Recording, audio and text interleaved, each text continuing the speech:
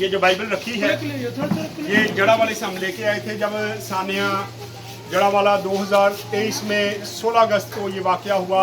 बहुत सारे चर्चेज को जलाया गया, बहुत सारे घरों को जला दिया गया। तो उस वक्त हम वहाँ पे गए और वहाँ से हम एक बाइबल लेके आए और ये बाइबल आज आपके सामने रखी है। और हम चाहते हैं कि उसकी याद में आज हम यहाँ पे कैंडल जलाएंगे और जड़ा वाले के लोगों के लिए सलामती की दुआ मांगेंगे और दुआ करेंगे कि खुदा दोबारा कभी भी इस मुल्क में कोई ऐसा वाक़या ना हो।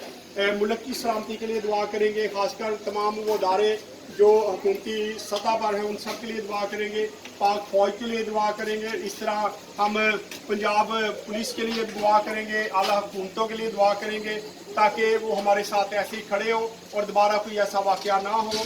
आए अपने सरों को झुकाए जो दुआ करेंगे। हालेलुया।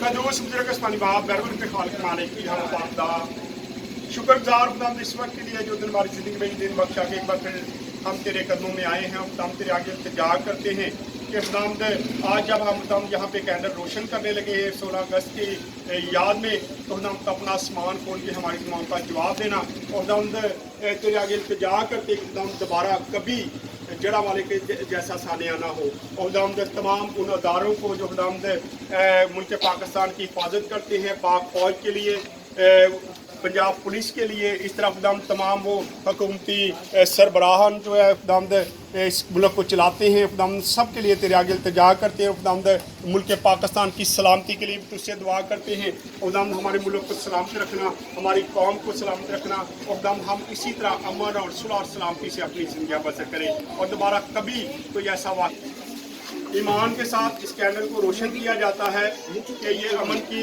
कैंडल रोशन हो और तमाम जो अदारे हैं वो इस तरह हुकूमती लेवल पर हमारी कौम को तहफ़्फ़ुज़ दें।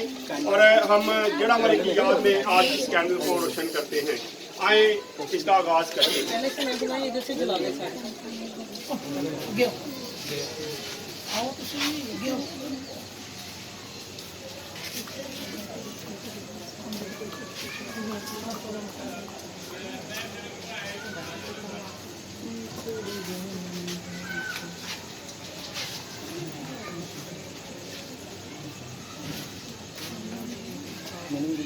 एक एक आते गए और ये जलाए आप।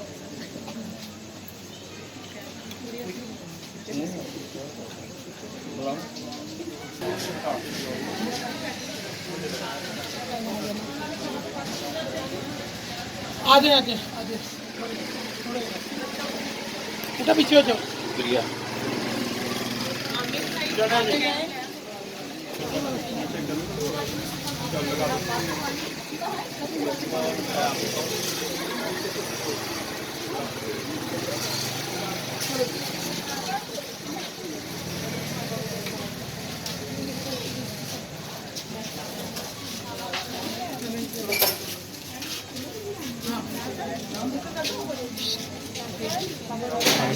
आने भाई माइक लगा आते जाए और पीछे से हटते जाए। अपने अपने कहना से आगे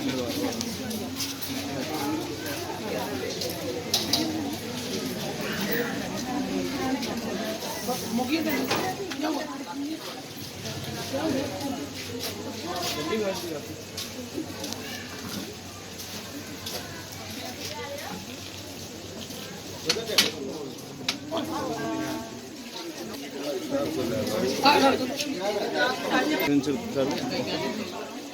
नीचे से गर्म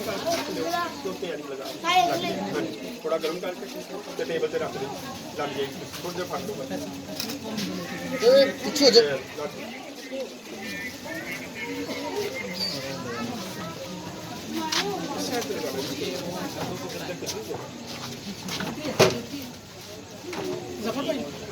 छोटे साइड पे हो जाओ, देखो इधर हो जाओ। चला ली आ जाओ, आप भी आ जाओ। सारे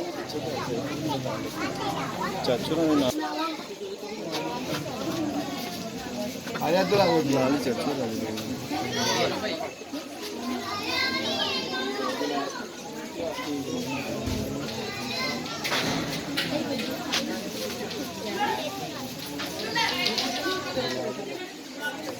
शीशा ना साड़ दे।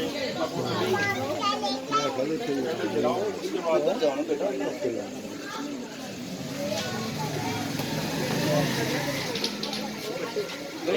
एक लगा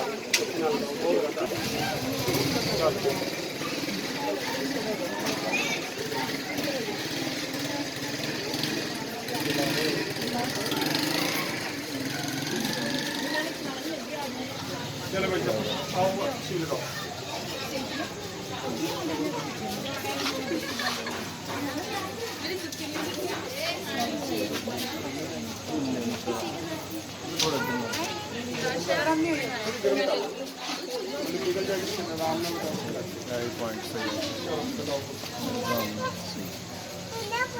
पकड़ के रखो